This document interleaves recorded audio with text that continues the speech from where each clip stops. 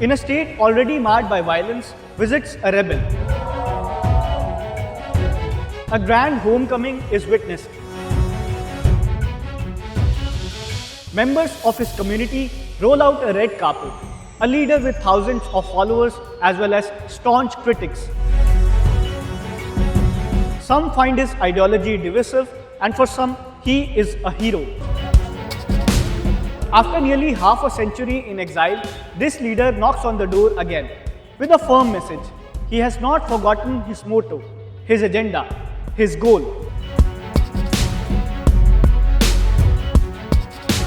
Phuengaleng Muiwa's visit to Manipur sparked debate. The hills of Ukhrul came alive when he landed there. Thousands gathered to get a glimpse of him. The 91-year-old leader visited his home state after spending decades in jungles.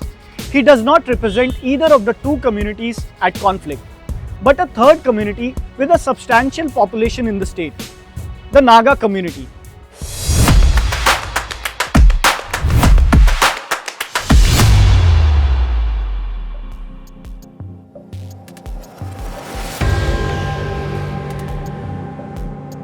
Muiwa is the General Secretary of the National Socialist Council of Nagaland, Isaac Muiwa.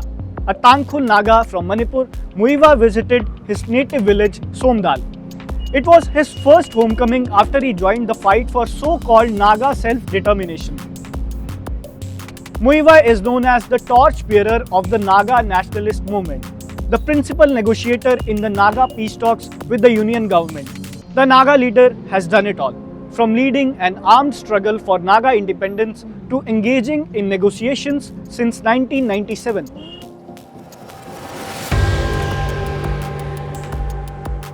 In the Senapati district of Manipur, the Naga community was all joyous because Muiwa addressed a public gathering. Dressed in traditional attire, thousands waved the Naga flags to welcome Muiwa. The Greater Nagalim demand of Muiwa has always divided opinions.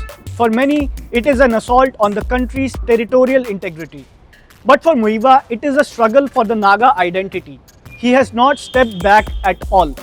The rebel leader's message is loud and clear. He says, Naga movement will continue, come what may.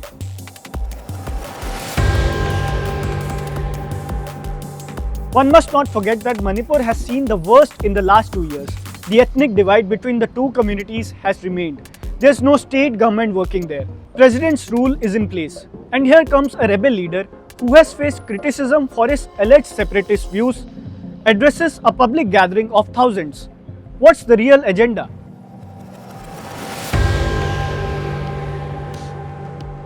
In 2024, NIA had levelled serious allegations against Muiwa's NSCN-IM.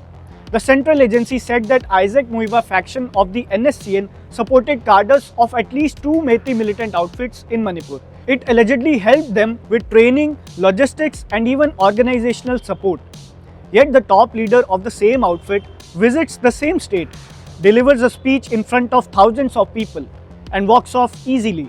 It is not like things are all good in Manipur under President's rule. The situation is volatile and peace is fragile. So it becomes all the more important for the administration to protect it.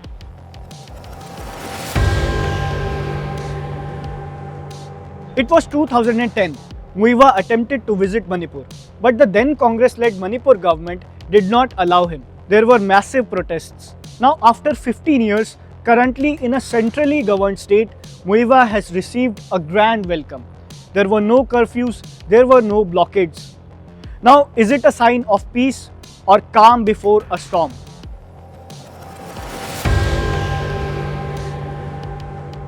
Manipur's demography is complex and challenges the peace of the state. All of us have seen this since May 2023. Around 40% Meiteis, 35% Nagas and 25% Kukis shape Manipur. Nagas have largely been neutral amid the recent crisis, but undoubtedly you will feel troubled if two of your neighbors are at each other's throat badly. The Kuki groups have constantly demanded separate administration. Meitei organizations demand scheduled tribe status. And now there is a controversial Naga leader pushing forward his agenda. As usual, the opinions are divided. But long-lasting peace that Manipur is craving for is not at all on the horizon. What will be the implications of Muiwa's visit now? Will it bring the required change or will it fan the Manipur flames?